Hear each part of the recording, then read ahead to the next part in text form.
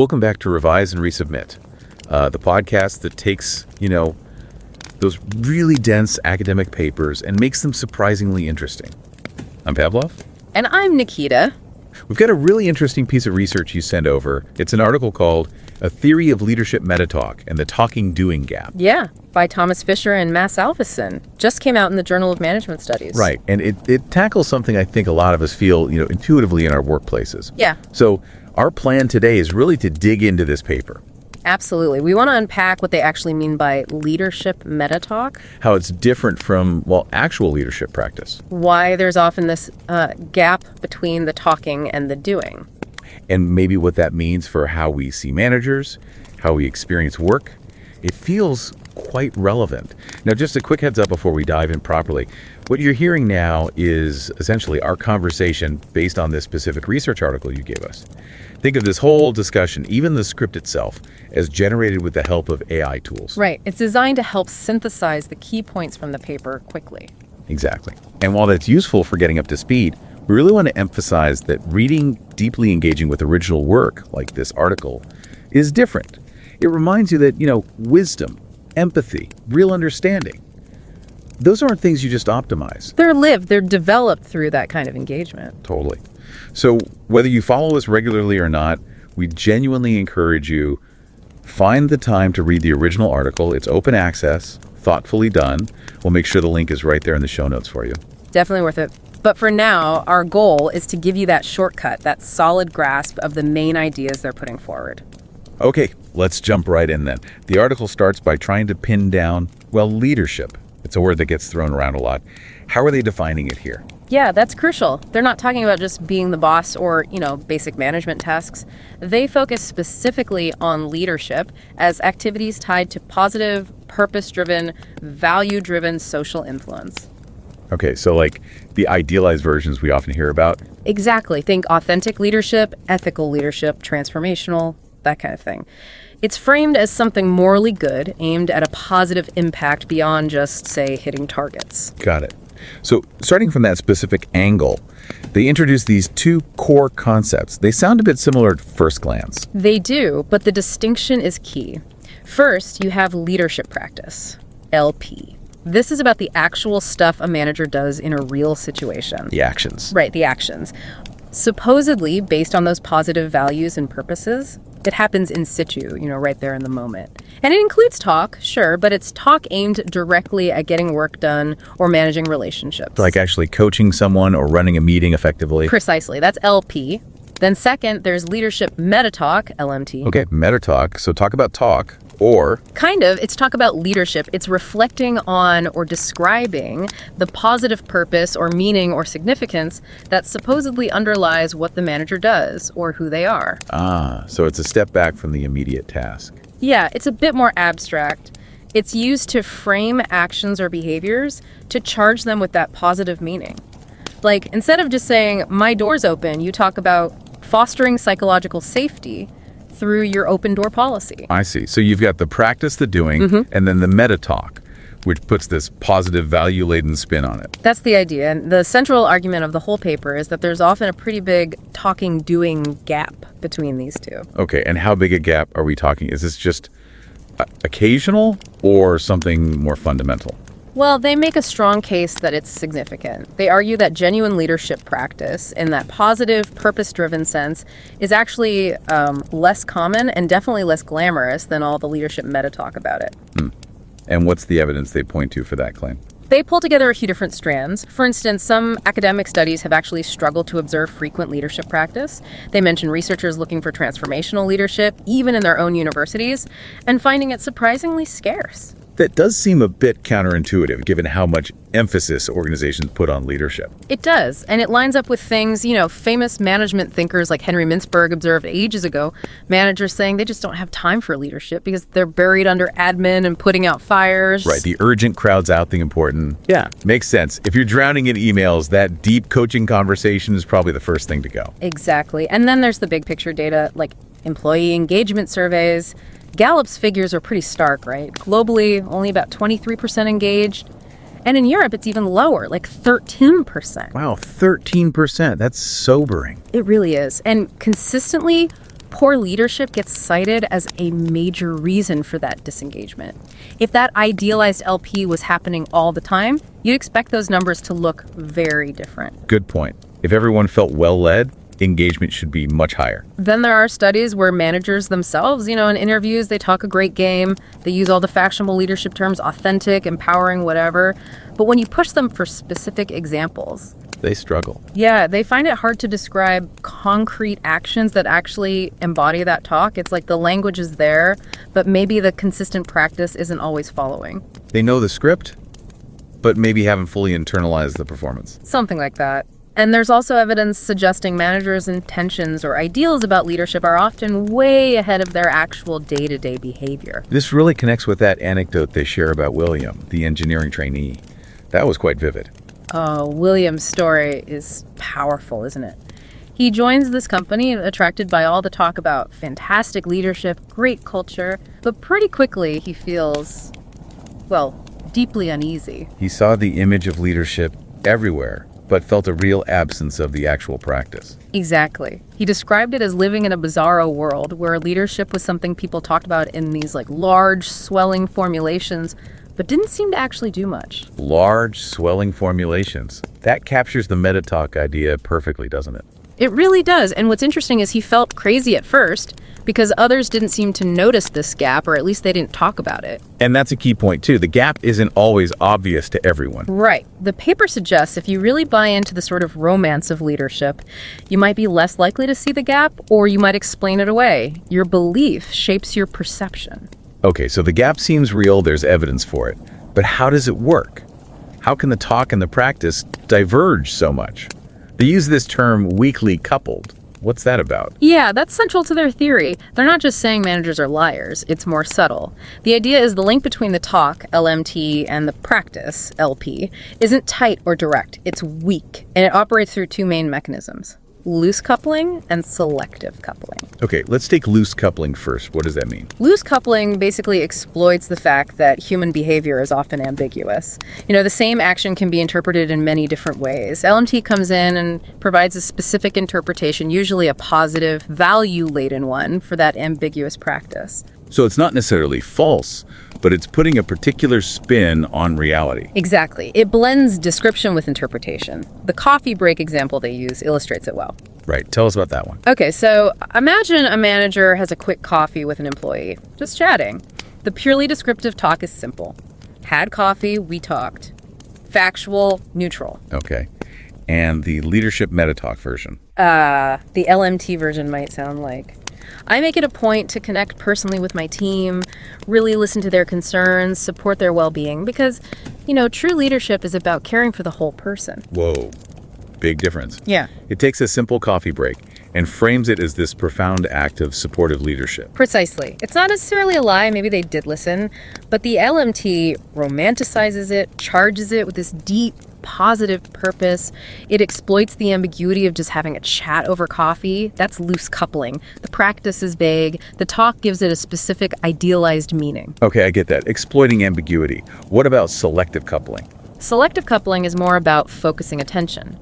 LMT highlights certain positive instances or aspects of practice while conveniently ignoring or downplaying others, or maybe just how often the positive stuff actually happens. So, you talk up the one great coaching moment. And maybe don't mention the 10 times you were too swamped to even check in. It makes the positive leadership practice seem more frequent or more representative than it might actually be. Right. The article had another example here with Neville, the manager. Yes, Neville and his subordinates, Marsh and Kerr. Neville's meta-talk is all about leadership and trust. He says things like, what's very important is being involved without controlling. He frames his whole approach around trust and support. Okay, sounds good on paper, but his team. Well, Marsh and Kerr paint a different picture. They describe him as often busy, frequently absent, someone they literally have to chase down to get a few minutes with. So his talk emphasizes trust and support, while their experience is more about him being unavailable. And this illustrates both types of coupling. It's loose coupling because his absence could be interpreted positively as trusting them to get on with it, or negatively as being disengaged. His LMT pushes hard for that positive trust interpretation. Okay. And it's selective coupling because he's highlighting the philosophy of trust and support, while maybe glossing over the reality of his frequent absence or lack of hands-on involvement compared to how busy he seems. So he's using the talk to make his limited availability seem like a deliberate, positive leadership choice, I trust you, rather than just, well, being too busy or maybe not knowing the details. Exactly. It's a way to manage impressions and maybe even legitimize his position, even if his team wishes he were around more. Okay, that clarifies the mechanisms. So this LMT, this meta talk, it's not all the same, right? The article mentions different varieties. Right. It can vary. One dimension is the temporal frame when the talk happens relative to the action. Like past, present, future. Yeah. There's sense-making LMT, which looks back and frames past actions positively, like Neville explaining his past absence as being rooted in trust. Then there's subtexting LMT, which adds meaning to current actions, like the manager framing the coffee break as it's happening or just after.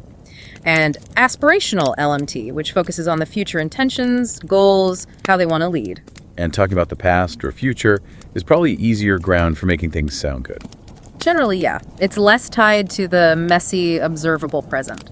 Another way LMT varies is situational specificity. How specific the talk is. Exactly. You have principles LMT, which is very general, low specificity, talking about your overall values or style, like my leadership is built on trust. Then you have situated LMT, which is highly specific, applying the talk to a concrete event, like I stayed out of that project discussion because I trust Sarah to lead it. So one's for the big picture identity, the other's for justifying specific moments.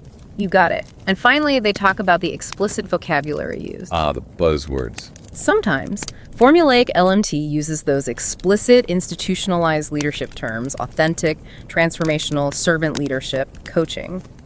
Neville calling his style trust-based leadership is formulaic. But then there's casual LMT, which is more subtle. It hints at leadership qualities without using the labels, maybe saying things like, our people are top-notch, they don't need hand-holding. Okay. Formulaic is clearer, but might sound canned. Casual feels more natural, but maybe less impactful. Right, trade-offs. Yeah.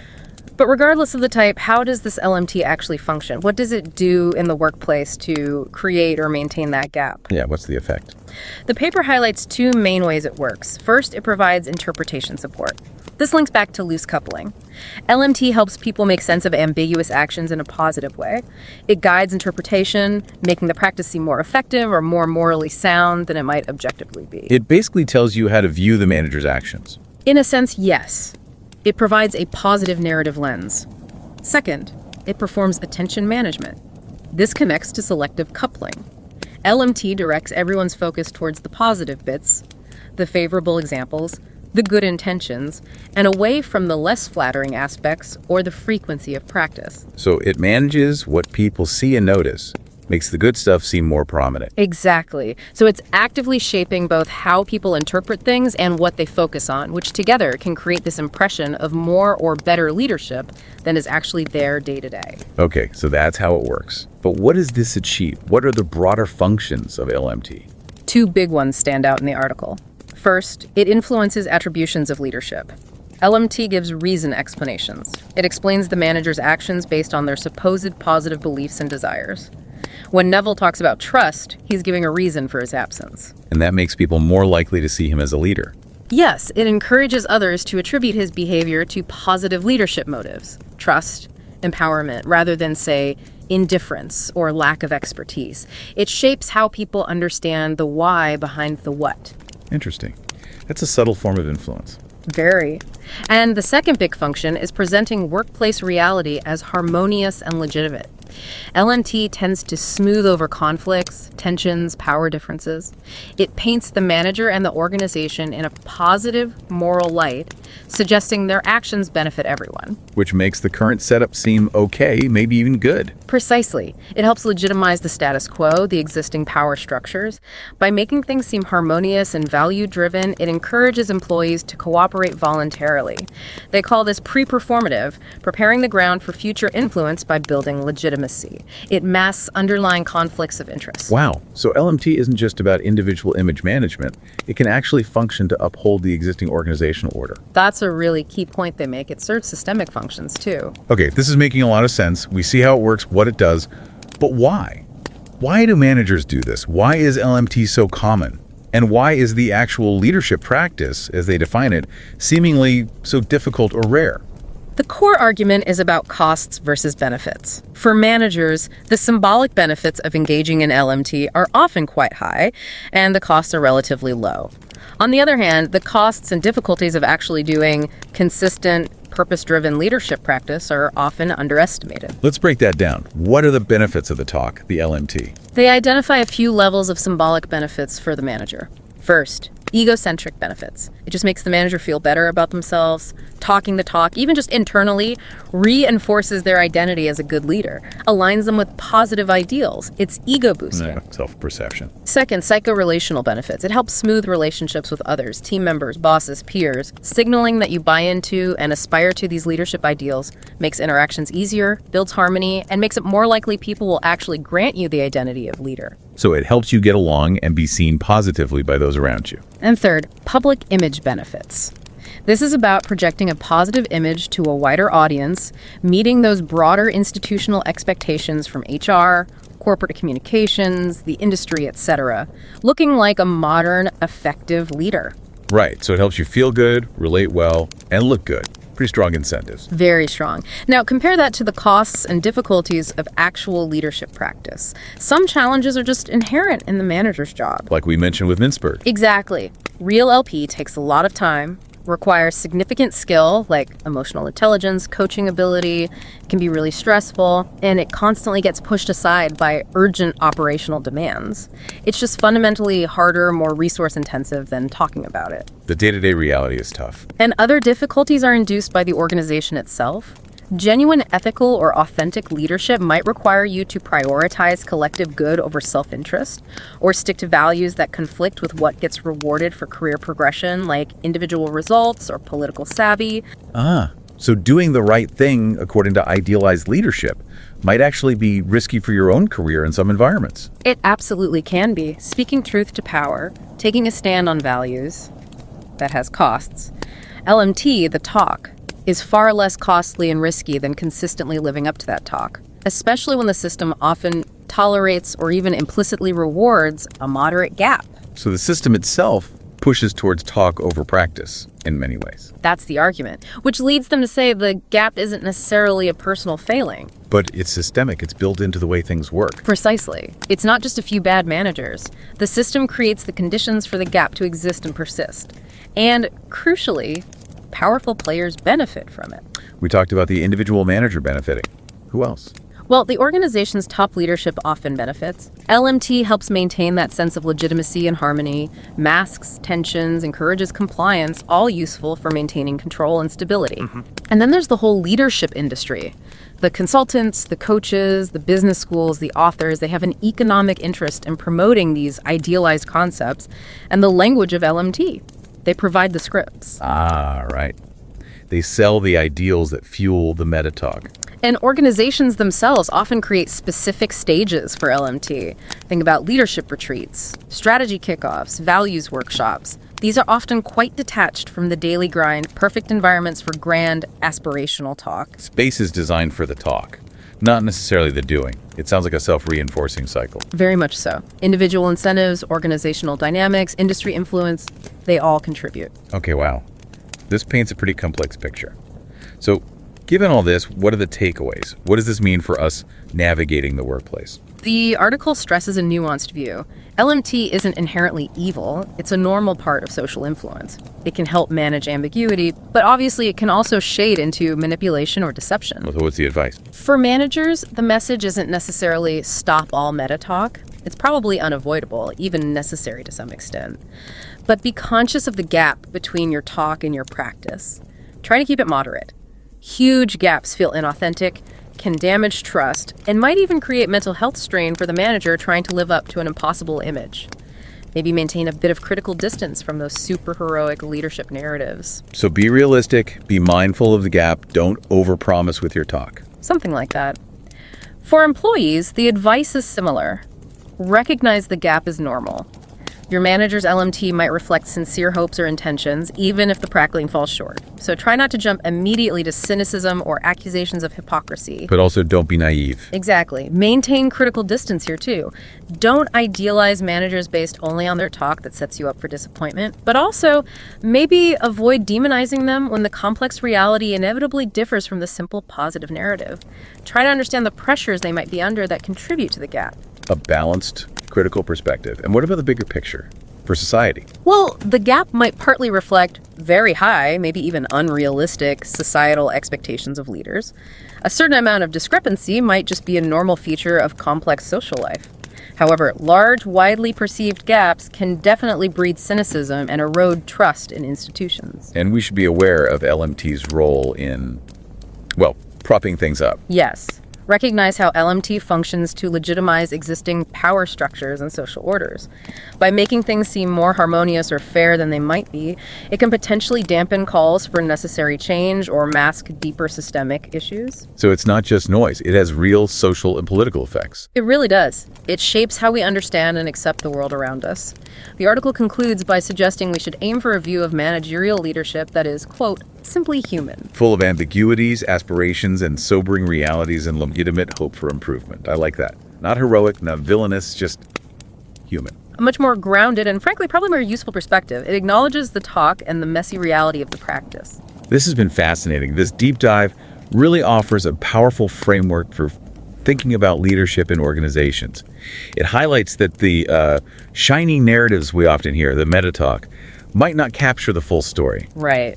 The gap between that talk and the day-to-day practice seems pretty common, and it's driven by this mix of systemic pressures, personal benefits, and just the sheer difficulty of the practice itself. And it reminds us that it's not always about bad intent, but about understanding these dynamics. And also, as you said earlier, how much our own desire to believe in great leadership might make us overlook the gaps sometimes. Absolutely. Our own perceptions play a huge role. So it leaves us all with something to watch for in our own workplaces, doesn't it?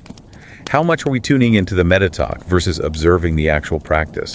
And how do they align or misalign? It's a subtle dynamic, but clearly a really important one shaping our work lives. Definitely something to keep an eye on. And don't forget to subscribe to Revise and Resubmit on Spotify and Apple Podcasts. Until next time, keep those minds curious, keep questioning, and keep revising and resubmitting.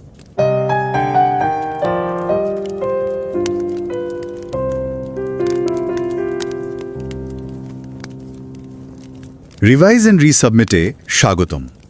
আমি Pavlov. আর আমি নিকিতা। প্রথমেই একটা কথা বলে নিই, আজকের এই আলোচনাটা কিন্তু জার্নাল অফ ম্যানেজমেন্ট স্টাডিজের একটা দারুণ প্রবন্ধের ওপর ভিত্তি করে তৈরি। সত্যি বলতে কি, এটার একটা সারাংশ একটা এলএলএম বা বৃহৎ ভাষা মডেল দিয়ে তৈরি করা হয়েছে। কিন্তু দেখুন, প্রজ্ঞা, সহানুভূতি, মানুষের ভেতরের বোঝাপড়া, এই জিনিসগুলো তো আর অপটিমাইজ করা যায় না, তাই না? এগুলো জীবন দিয়ে শিখতে হয়। একদম ঠিক। তাই আমাদের চ্যানেল সাবস্ক্রাইব করুন বা নাই করুন, প্লিজ একটু সময় বের করে এই অসাধারণ, মৌলিক আর সবার জন্য খোলা প্রবন্ধটা পড়বেন। লিঙ্কটা শো নোটসে দেওয়া আছে। এটা কিন্তু একটা সেরা FT50 জার্নালে ছাপা হয়েছে। হ্যাঁ, অবশ্যই পড়া উচিত। তো আজ আমরা কথা বলবো নেতৃত্বের ক্ষেত্রে কথা আর কাজের মধ্যে যে ফারাক, সেই বিষয়ে একটা সাম্প্রতিক গবেষণা নিয়ে। আসুন একটু গভীরে যাওয়া যাক। হ্যাঁ, এই গবেষণার মূল ফোকাসটা হচ্ছে গবেষকরা যাকে বলছেন লিডারশিপ মেটাটক বা LMT। হ্যাঁ, পরিচালকরা পানের কাজের ভালো দিকগুলো, উদ্দেশ্য বা গুরুত্ব নিয়ে যে ধরনের কথা বলেন আর কি, আর এখান থেকেই তৈরি হয় কথা কাজের ফারাক। ও আচ্ছা, দ্য টকিং ডুইং গ্যাপ। ঠিক। প্রবন্ধটা লিখেছেন ফিশার আর আলভেসন, জার্নাল অফ ম্যানেজমেন্ট স্টাডিজে। আচ্ছা, এই কথা কাজের ফারাক ব্যাপারটা আসলে কি? ওই মূল লেখাটাতে উইলিয়ামের একটা অভিজ্ঞতা আছে না? উইলিয়ামের অভিজ্ঞতাটা বেশ প্রাসঙ্গিক এখানে। উনি বলছিলেন যে অফিসে বেশ চকচকে ব্যাপার, ভালো ভালো মিটিং, সুন্দর কথা, কিন্তু আসল কাজ বা মূল্যবোধ তৈরির ক্ষেত্রে একটা বিশাল ফাঁক দেখতেন। ধরা যাক, ম্যানেজার হয়তো মিটিংয়ে বলছেন আমার দরজা সব সময় খোলা, কিন্তু বাস্তবে কর্মীরা একা একা হিমশিম খাচ্ছে, সাহায্য পাওয়া যাচ্ছে না। এটাই কি LMT আর লিডারশিপ প্র্যাকটিস বা LPর ফারাক? যা বলা হচ্ছে আর যা করা হচ্ছে? একদম তাই। এটাই সেই অসামঞ্জস্য। আর গবেষকরা বলছেন এই ফারাকটা মানে রকমের হতে পারে। রকমের কি রকম? একটা হলো গুণগত, মানে কাজটাকে বাস্তবে যতটা ভালো তার চেয়ে অনেক বেশি আকর্ষণীয় করে দেখানো, বাড়িয়ে বলা আর কি। হ্যাঁ, আর একটা হলো পরিমাণগত ফারাক, মানে একটা ভালো কাজ যতটা করা হয় তার চেয়ে অনেক বেশি ঘন ঘন করা হয় বলে দেখানো। ও আচ্ছা। ফিশার আর আলভেসন বলছেন কথা মানে এলএমটি আর কাজ মানে এলপি, এই দুটোর মধ্যে প্রায় একটা শিথিল সংযোগ থাকে, মানে লুজ কাপলিং। শিথিল সংযোগ? হ্যাঁ, অথবা কখনো কখনো নির্বাচিত সংযোগ বা সিলেক্টিভ কাপলিং, মানে এলএমটি ইচ্ছে করে কাজের কিছু ভালো দিক বেছে নেয়, সেগুলোকে ফুলিয়ে ফাঁপিয়ে বলে আর বাকিটা চেপে যায়। এই নির্বাচিত সংযোগের একটা উদাহরণ দিলে মনে হয় ভালো হয়। অবশ্যই। ধরুন একজন ম্যানেজার কফি ব্রেকে একজন কর্মীর সাথে 5 মিনিট এমনি গল্প করলেন, কেমন আছে, কি করছে, এইসব। সাধারণ কথাবার্তা। হ্যাঁ, কিন্তু পরে হয়তো কোনো রিপোর্টে বা মিটিংয়ে তিনি এটাকে এমনভাবে বললেন যেন তিনি কর্মীদের সাথে ব্যক্তিগত স্তরে গভীর যোগাযোগ রাখছেন বা নিয়মিত তাদের ভালো মন্দের খোঁজ নিচ্ছেন। মানে সাধারণ সৌজন্যতাকে বিরাট কিছু করে দেখানো হচ্ছে। একদম। সাধারণ এলপিকে এলএমটি ব্যবহার করে বিশেষ তাৎপর্যপূর্ণ আর নিয়মিত একটা কাজ হিসাবে দেখানো হলো। বুঝতে পারলাম। কিন্তু প্রশ্ন হলো, নেতারা কি এটা জেনে শুনেই করেন? মানে এই যে বাড়িয়ে বলা বা ভালো ভালো কথা বলা, এর পেছনে কি তাদের কোনো সুবিধা আছে? গবেষণা তো বলছে হ্যাঁ, সুবিধা আছে। প্রথমত আত্মকেন্দ্রিক সুবিধা, মানে নিজের সম্পর্কে একটা ভালো ফিলিংস আসে, তাই না, যে আমি খুব ভালো কাজ করছি। হ্যাঁ, নিজের চোখে নিজেকে বড় দেখানো। একদম। দ্বিতীয়ত মনস্তাত্ত্বিক সম্পর্কগত সুবিধা, কর্মীদের সাথে সম্পর্কটা সহজ থাকে, ভালো কথা বললে কর্মীরাও খুশি থাকে, বেশি প্রশ্ন তোলে না। ঠিক। আর তৃতীয়ত জনসংযোগ সুবিধা, কোম্পানির ভেতরে বাইরে নিজের একটা ভালো ইমেজ তৈরি হয়, কথা দিয়ে তো সহজেই প্রভাবিত করা যায়। তার মানে কথা বলার অনেক সুবিধা। অন্যদিকে আসল কাজটা করার নিশ্চয়ই কিছু অসুবিধাও আছে, না হলে তো সবাই কাজই করতো। করেছেন আসল লিডারশিপ প্র্যাকটিস বা এলপি, মানে সত্যিকারের ভালো কাজ করা, সেটা কিন্তু সহজ না। এর অনেক খরচ আছে যা আমরা আলোচনা করি না। যেমন? প্রথমত সময় সাপেক্ষ, কর্মীদের বোঝানো, সাহায্য করা, ফিডব্যাক দেওয়া, এতে অনেক সময় চলে যায়। দ্বিতীয়ত মানসিক চাপ, কঠিন সিদ্ধান্ত নিতে হয়, সংঘাত মেটাতে হয়, এর জন্য দক্ষতা লাগে, অভিজ্ঞতা লাগে। আর অনেক সময় অফিসের পলিটিক্সে ভালো কাজ করতে গেলে নিজের স্বার্থও ছাড়তে হয়। এর চেয়ে গুছিয়ে কথা বলা বা এলএমটি কিন্তু অনেক সহজ, ঝুঁকিও কম। তাহলে এটা শুধু ব্যক্তিগত ব্যাপার নয়, তাই তো? মনে হচ্ছে এর পেছনে একটা সিস্টেমেরও চাপ আছে। মানে সবাই চায় তাদের নেতারা দুর্দান্ত হবেন, অনুপ্রেরণা দেবেন, হ্যাঁ, ভিশনারি হবেন। আর এই বিশাল প্রত্যাশা মেটাতে গিয়েই কি তারা সহজ রাস্তা হিসেবে এলএমটি বেছে নেন, যেটা আবার এই সিস্টেমটাকেই টিকিয়ে রাখে? পুরো লিডারশিপ ইন্ডাস্ট্রিও তো এই গল্পগুলোর উপরই চলে। ঠিক। আর এখানেই নৈতিকতার প্রশ্নটা আসে। দেখুন, এলএমটি নিজে থেকে সবসময় খারাপ তা কিন্তু নয়। ও হ্যাঁ, এটা মানুষকে উদ্বুদ্ধ করতে পারে, অস্পষ্ট লক্ষ্যকে স্পষ্ট করতে পারে, একটা ভালো কাজের পরিবেশ তৈরিতেও সাহায্য করে। এটাকে বলা হয় টকিং দ্য ওয়াক, মানে কথার মাধ্যমে কাজের দিকে যাওয়া। আচ্ছা। কিন্তু সমস্যা হয় যখন এলএমটি বাস্তবতাকে ছাড়িয়ে যায়, যখন কথার পরিমাণ কাজের চেয়ে অনেক বেশি হয়ে যায়, তখন কর্মীদের মধ্যে একটা অবিশ্বাস, একটা সিনিসিজম তৈরি হয়। হ্যাঁ, তারা আর নেতাদের কথায় ভরসা পায় না। ঠিক। আর নেতৃত্বের প্রতি একটা অবাস্তব প্রত্যাশাও তৈরি হয়। তাই এলএমটিকে পুরোপুরি বাতিল না করে এর প্রতি একটা সমালোচনামূলক দৃষ্টি রাখাটা জরুরি। তাহলে আলোচনার মূল বিষয়টা দাঁড়াচ্ছে যে নেতৃত্বের কথা মানে এলএমটি আর কাজ মানে এলপির মধ্যে একটা ফারাক থাকাটা বেশ স্বাভাবিক। এর কারণ একদিকে কথা বলার সুবিধা, কাজ করার অসুবিধা, আবার অন্যদিকে সাংগঠনিক চাপ আর প্রত্যাশাও। এর থেকে আমরা কি নিতে পারি? হয়তো এটাই যে এই ফারাকটার অস্তিত্ব মেনে নিতে হবে, আর ম্যানেজার বা কর্মী সবারই প্রত্যাশাটা একটু বাস্তবসম্মত রাখা দরকার। তো এই ফারাকটা বেশ সিস্টেমিক। আর অফিসে এমন ভালো ভালো কথা আমরা প্রায়ই শুনি, সেখানে সাধারণ কর্মীরা কিভাবে ব্যাপারটা সামলাবে যাতে একেবারে হতাশ বা অবিশ্বাসী না হয়ে পড়ে? এটা সত্যিই ভাবার বিষয়। মানে একজন নেতার আসল ভালো উদ্দেশ্য আর নিছক কথার কারসাজি, এই দুটোর মধ্যে তফাৎটা বোঝা যাবে কিভাবে? এই জটিল বিষয়গুলো আরও গভীরে বোঝার জন্য কিন্তু ওই মূল প্রবন্ধটা পড়া খুব দরকারি। আবারও বলছি, লিঙ্কটা শো নোটসে আছে।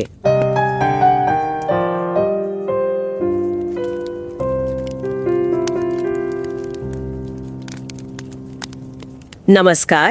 रिवाइज एंड रीसबमिट में आपका स्वागत है। मैं हूं पावलोव और मैं हूं निकिता। नमस्कार। आज हम फिशर और एल्वेसन के 2025 के एक दिलचस्प शोध पत्र पर बात करने वाले हैं। इसका नाम है a theory of leadership, Meta talk and the talking doing gap. हम ये समझने की कोशिश करेंगे कि भाई लीडरशिप के बारे में जो कहा जाता है और जो असल में होता है उसमें अक्सर इतना फर्क क्यों दिखता है। हाँ बिल्कुल। और इससे पहले कि हम शुरू करें, एक बहुत ज़रूरी बात कहनी है। देखिए, ये जो चर्चा है ये उस लेख का सिर्फ एक लार्ज लैंग्वेज मॉडल मतलब LLM से तैयार किया गया सारांश है। असल ज्ञान, सहानुभूति और मानवीय समझ तो गहराई से पढ़ने और अनुभव करने से ही आती है। उसे ऑप्टिमाइज नहीं किया जा सकता, उसे जिया जाता है। तो हमारी गुजारिश है, आप ये चैनल सब्सक्राइब करें या ना करें, प्लीज उस मूल ओपन एक्सेस लेख को जरूर पढ़ें। ये एक प्रतिष्ठित FT50 जर्नल में छपा है और लिंक आपको शो नोट्स में मिल जाएगा। बिल्कुल सही कहा, बहुत जरूरी बात है ये। तो लौटते हैं मुद्दे पर। हम सब ने सुना है कंपनियां, लीडर्स बड़ी बड़ी बातें करते हैं, नेतृत्व की, विजन की, आदर्शवादी बातें, पर क्या जमीनी हकीकत हमेशा वैसी होती है? शायद नहीं। आज हम इसी लीडरशिप मेटा टॉक मतलब लीडरशिप पर होने वाली ऊपरी बातचीत और असल काम के बीच के फासले को समझने की कोशिश करेंगे। हाँ, यही है शोध पत्र का बिल्कुल केंद्रीय विचार। वो इसे कहते हैं लीडरशिप मेटा टॉक या LMT, मतलब लीडरशिप के बारे में जो बातें होती हैं। और दूसरी तरफ है लीडरशिप प्रैक्टिस या LP, यानी जो असल में किया जाता है। और इन दोनों के बीच अक्सर एक गैप, एक फासला होता है। हाँ, जैसे उस शोध पत्र में विलियम का एक उदाहरण दिया है ना, वो अपने ईमेल में लिखता है कि उसकी कंपनी में वर्ल्ड क्लास लीडरशिप की बातें हवा में थीं, पर असलियत में माहौल बिल्कुल अलग था। मुझे लगता है ये अनुभव तो बहुत से लोगों को हुआ होगा अपने काम की जगह पर। बातें ऊंची पर रोज का अनुभव कुछ और। बिल्कुल। और यही LMT का सार है। अपने कामों के पीछे अच्छे इरादे बताना, उनका मतलब समझाना, महत्व बताना। अब देखिए, जरूरी नहीं कि ये झूठ हो, पर हाँ, ये थोड़ा चुनकर बोला जाता है, मतलब सिलेक्टिव होता है। और असलियत से इसका रिश्ता कह सकते हैं पक्का नहीं होता, थोड़ा ढीला सा होता है, लूजली कपल जिसे कहते हैं। बस हल्का सा इशारा काफी है। और इसी से बनता है कथनी करने का अंतर, वो टॉकिंग डूइंग गैप। अच्छा। और ये गैप दो तरह का हो सकता है। एक तो मात्रा में, क्वांटिटेटिव, मतलब बातें ज्यादा काम कम, जैसे हफ्ते में 5 घंटे मीटिंग्स और ईमेल चले गए लीडरशिप पर टीम को गाइड करने में लगा सिर्फ 1 घंटा। और दूसरा गुणों में, क्वालिटेटिव, यानी अपने काम को असल से कहीं ज्यादा प्रभावशाली दिखाना। ठीक है, तो ये अंतर है, ये बात समझ आ गई। पर इसका सबूत क्या है और ये LMT काम कैसे करता है, मतलब इसका फंक्शन क्या है? सबूत, हाँ, कई हैं। जैसे कर्मचारियों में निराशा, असंतोष, गैलप जैसे सर्वेज ये दिखाते रहते हैं। वो तो दिखता है। या फिर प्रबंधक खुद ये मानते हैं कि बात करना एक चीज है और उसे अमल में लाना वो दूसरी चुनौती है। अब इसके काम करने के तरीके पर आते हैं। इसके 2 मुख्य काम हैं। पहला, दूसरों की नजरों में लीडर की इमेज को अच्छा बनाना, पॉजिटिव दिखाना। अच्छा, कैसे? जैसे वो नेवल वाला उदाहरण है पेपर में।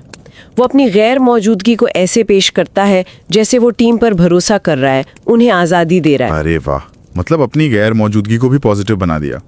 दिलचस्प। और दूसरा काम क्या है? दूसरा काम है वर्क प्लेस को, मतलब काम करने की जगह को असलियत से ज़्यादा सामंजस्यपूर्ण दिखाना, ज़्यादा सुलझा हुआ दिखाना। इससे क्या होता है कि तनाव, अंदरूनी खिंचतान, पावर का असंतुलन, ये सब पर्दे के पीछे चला जाता है, छिप जाता है। और यहाँ एक बहुत ही रोचक बात निकल कर आती है। हाँ। क्या?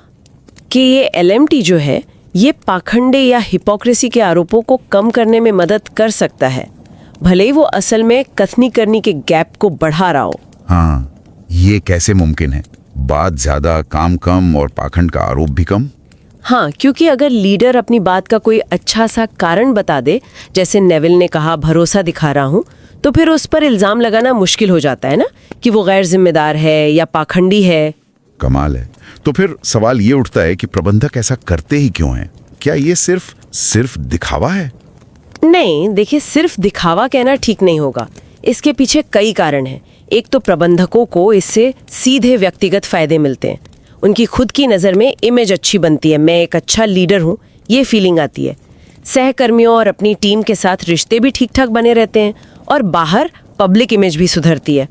पर शायद सबसे बड़ा कारण ये है कि भाई असली लीडरशिप निभाना, वो एलपी जिसे कहा, वो सच में बहुत मुश्किल काम है। हाँ, ये तो है। इसमें लगातार ध्यान देना पड़ता है, लोगों की भावनाएं समझनी होती हैं, मुश्किल फैसले लेने होते हैं, अपनी गलतियां माननी पड़ती हैं। इसमें बहुत मानसिक और भावनात्मक ऊर्जा लगती है ना। उसकी तुलना में लीडरशिप पर अच्छी अच्छी बातें करना, वो एलएमटी, वो कहीं ज़्यादा आसान रास्ता लगता है। हाँ, समझ गया। तो मतलब ये एक तरह का शॉर्टकट है।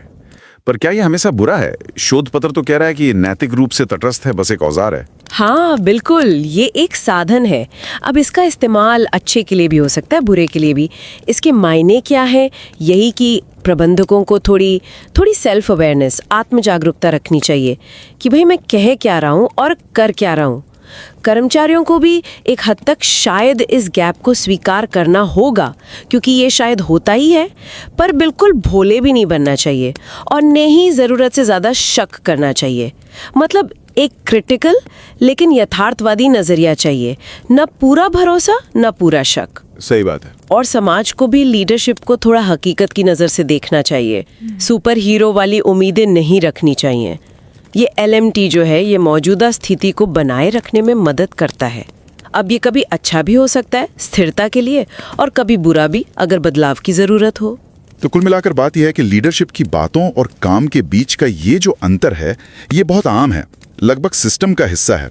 और ये इसलिए होता है क्योंकि बातें करना आसान है और उन्हें अमल में लाना मुश्किल और काफ़ी जटिल भी। बिल्कुल। और अंत में सोचने के लिए बस एक बात छोड़ना चाहूँगी। अगर हम इस मेटा टॉक को पहचानना सीख जाएं, तो शायद हम लीडरशिप को ज़्यादा यथार्थवादी नज़रिए से देख पाएंगे, है ना। फिर हम लीडर्स को सिर्फ हीरो या विलन की तरह नहीं देखेंगे, उनकी मानवीय जटिलताओं को, उनकी इच्छाओं और ज़मीनी हकीकत के बीच के फ़र्क को शायद बेहतर समझ पाएंगे। ये समझ हमारे अपने वर्क प्लेस में लीडरशिप को लेकर जो बातचीत होती है, जो उम्मीदें होती हैं, उन्हें कैसे बदल सकती है। सोचने वाली बात है। बिल्कुल, सोचने वाली बात है। और याद रखिए, पूरे शोध पत्र का लिंक शो नोट्स में है, उसे जरूर देखिएगा।